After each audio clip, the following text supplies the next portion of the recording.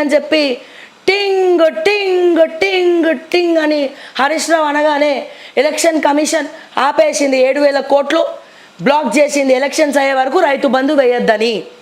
అప్పుడు బ్లాక్ చేసిన అమౌంట్ ఏ తుప్పు పట్టిన ఎత్తుకపోయిండ్రు? పొంగులేటి శ్రీనివాస్ రెడ్డి 1000 కోట్లు నేను ఖర్చు పెట్టినా అని చెప్పి ముందుగా తెలంగాణలో ఆయన కాంట్రాక్ట్ బిజినెస్లు, ఆయన ఖమ్మంలో ఉంటాడు, మరి తెలంగాణోడా ఆంధ్రోడా తెలియదు, కానీ ఖమ్మంలో మాత్రం చాలామందిని ఆదుకున్నాడు. ఇది మాత్రం పొంగులేటి గురించి మనం ప్రెస్ మాట్లాడుకోవాలి, మైనస్ కూడా మాట్లాడుకోవాలి.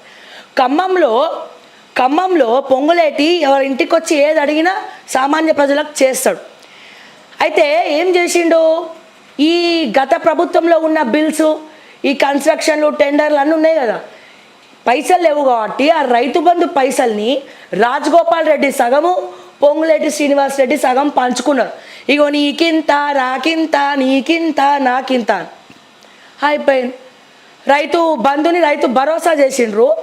భరోసా ఇస్తామన్న పైసలు వీళ్ళు ఎత్తుకపోయిండ్రు. ఇది మాత్రమే కాదు, ఈడీ రైట్స్ వాళ్ళ కొడుకు ట్యాక్స్ కట్టకుండా ఇంటర్నేషనల్ వాచ్లు ఎత్తుకొచ్చాడు. మొన్ననే రైడ్స్ అయినాయి. మొన్ననే స్మగ్లింగ్కి సంబంధించి స్మగ్లింగ్ జరిగింది, వాచ్లు స్మగ్లింగ్ జరిగింది, తీసుకొచ్చినారని చెప్పి కొడుకుని తీసుకుపోయి ఎంక్వైరీ చేసినారు. కస్టమ్స్ డిపార్ట్మెంట్ స్వయాన ఎంక్వైరీ చేసింది. ఉన్నోడేమో అట్లా దోచుక తింటాడు, లేనోళ్ళ మీద మీ ప్రతాపాలు చూపిస్తున్నారు. పొంగులేటి శ్రీనివాస్ రెడ్డి కొడుకు అయ్య బాగా సంపాదిస్తుండు, కొడుకు కూర్చొని తినాలనా? తినకుండా ఉన్నకాడు ఉండకుండా పైసలు ఇవ్వా ట్యాక్స్ ఎగ్గొట్టడానికి స్మగ్లింగ్ ద్వారా వాచ్లు తెప్పించుకున్నాడు. కస్టమ్స్ వచ్చింది ఇంటికి, కస్టమ్స్ ఇంటికి వచ్చింది, ఎంక్వైరీ చేసింది, కొడుకుని పట్టుకపోయింది. నేను అంటున్నా, ఇన్ని కోట్లు సంపాదించినటువంటి పొంగులేటి మనశ్శాంతి ఉందా నీకు? నీకుందా మనశ్శాంతి? ఇప్పుడు ఉన్నటువంటి ఆ దొంగ నవీన్ మిట్టల్ గారిని నువ్వు ప్రిన్సిపల్ సెక్రటరీని చేసి మీరు ఆడిస్తున్నారు. ఇద్దరిద్దరు సొమ్ము పంచుకుంటున్నారు కదా. ఎక్కడ పోతుంది కర్మ అనేది ఏదో రూపంలో మీకు మనశ్శాంతి లేకుండా చేస్తుంది.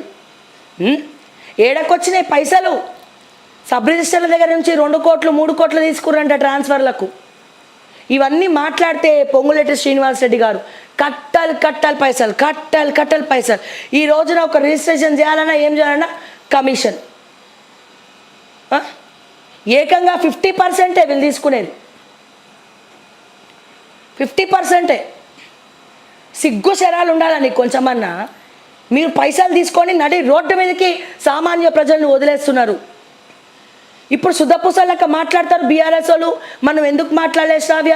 నువ్వు కాంగ్రెస్కి డప్పు కొట్టినావు, నువ్వు చూసినావా కాంగ్రెస్కి డప్పు కొట్టుడు?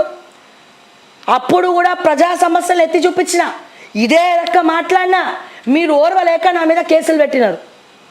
అప్పుడే అరే మార్నింగ్ న్యూస్లో వీళ్ళు ఎందుకు ఇట్లా మాట్లాడుతున్నారు అనేది మీ ఎమ్మెల్యేని పిలిచి లెఫ్ట్ అండ్ రైట్ 4 తగిలించి ఉంటే ఎలక్షన్లో గెలిచేవాళ్ళు కదా. 4-5 ఉద్యోగాలు ఉండన్నా. నువ్వు మధ్యలో వస్తావు, నువ్వు మాట్లాడుతుంటే డిస్టర్బ్ చేస్తావు. ఓకే, మరి సవరణలు చేసుకొని ఉంటే మా నిరుద్యోగులకు ఉద్యోగాలు ఇచ్చి ఉంటే పేపర్ లీకేజ్లా ఆ తిరుపతి ఊర్లో 100 మందికి సేమ్ మార్కులు వచ్చినాయంట కేటీఆర్పీఏ తిరుపతికి. ఇవన్నీ ఎందుకు వచ్చినాయో సమాధానాలు చెప్పుంటే మా నిరుద్యోగులు మీకే ఓట్లు గుద్దుతుండే కదా. అప్పుడు ప్రశ్నించిన, ఇప్పుడు ప్రశ్నిస్తున్నా, ముందు కూడా ప్రశ్నిస్తూనే ఉంటా.